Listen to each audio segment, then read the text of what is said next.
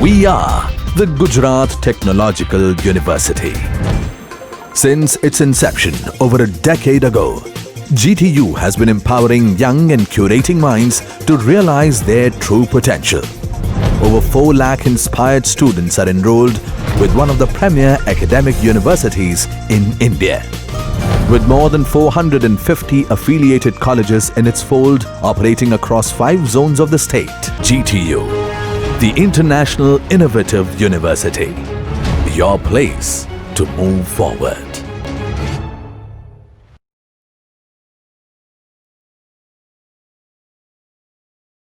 Hello dear students, today we will study about the classification of electronic materials.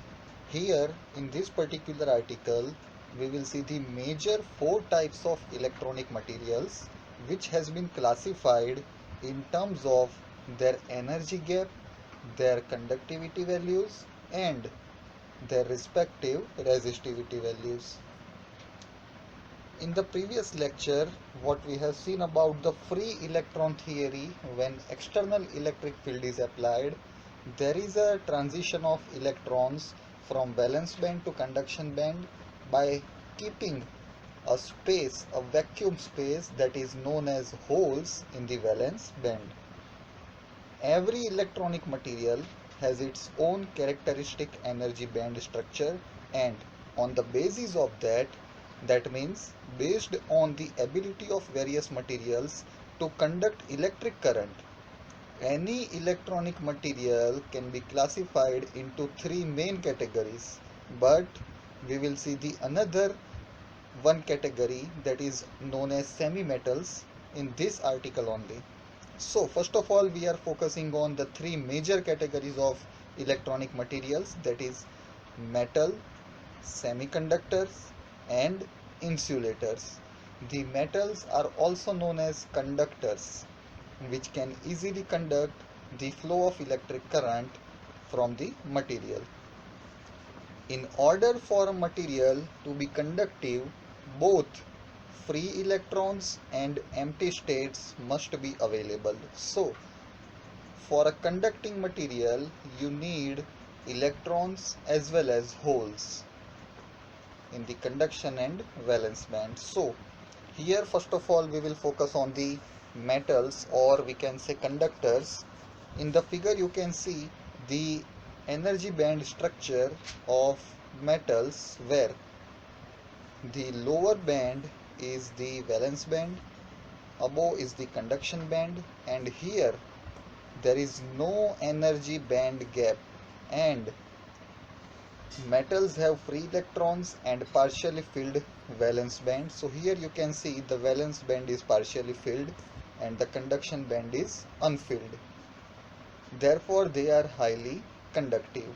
The examples of conductor are the copper and aluminium, which are the good examples of the conductor. In the metals like copper and aluminium, there is no forbidden gap, as can be seen from the figure, between the valence and the conduction band. So the cross mark has just to identify that there is no energy band gap. So basically conduction and valence band are overlapped to each other. The next one, which was missing in the major classification, but many materials fall inside this category, semi-metals, or you can say the semiconductors. Semi-metals have their highest band filled, so the valence band is filled. This filled band however overlaps with the next higher band, so that is the overlapping.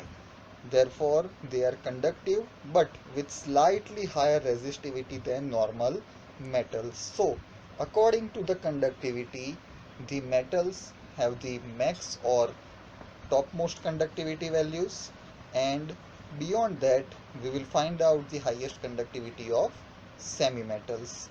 And here you can see the existence of energy band gap between the conduction and valence band, which was earlier missing in the metal. The examples of semi-metals, or you can say semiconductors, are arsenic, bismuth and antimony. the most important electronic material is called insulator, which has a very poor conductivity, and it is also known as a very poor conductor of electricity. So here the valence band is totally filled, so highest number of holes are there. The conduction band, in which we suppose that there will be some electron, but here it is unfilled and the energy gap is maximum. So what kind of examples are lying inside the category of insulators? So the examples are glass, wood, mica and diamond. There exists a large forbidden gap, that is known as the energy difference, in between the conduction band and the valence band, as you can see from this figure. Practically, it is impossible for an electron which was earlier in the valence band to jump directly to the conduction band, because as we all know that until and unless when electron has not achieved the energy higher than the Fermi energy level, that means the energy higher than this band gap energy, an electron can't travel from valence to the conduction band. So insulators are also known as the dielectric materials, and they are also very poor conductor of electricity, where you can say the resistivity is maximum and conductivity is minimum.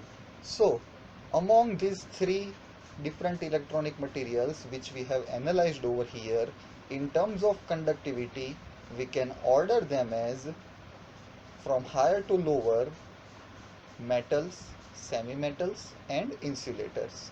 Whereas on the other hand, in terms of the resistivity, we can ordering them as insulators or dielectrics, semi-metals and metals. The last one is the semiconductors. So this is very similar to insulator, but the major difference is the band gap. As you can see from this figure, there is a higher band gap in the insulator compared to the semiconductors.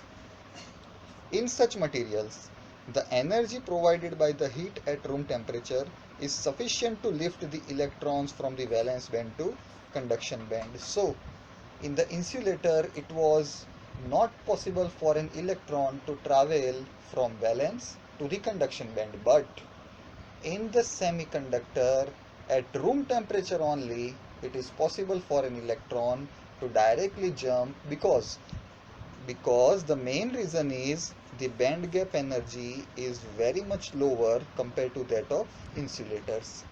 So the examples of semiconductors are the well-known silicon and germanium. So as per the conductivity order, we can arrange this electronic material as metal, semi-metal, semiconductor, insulator.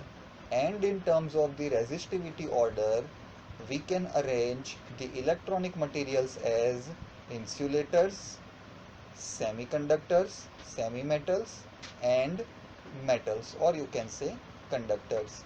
So this question can be asked in 3 to 4 marks, like explain the classification of electronic materials along with their energy band diagrams. So this is again very important question in view of your GTU examination. So be prepared for the same.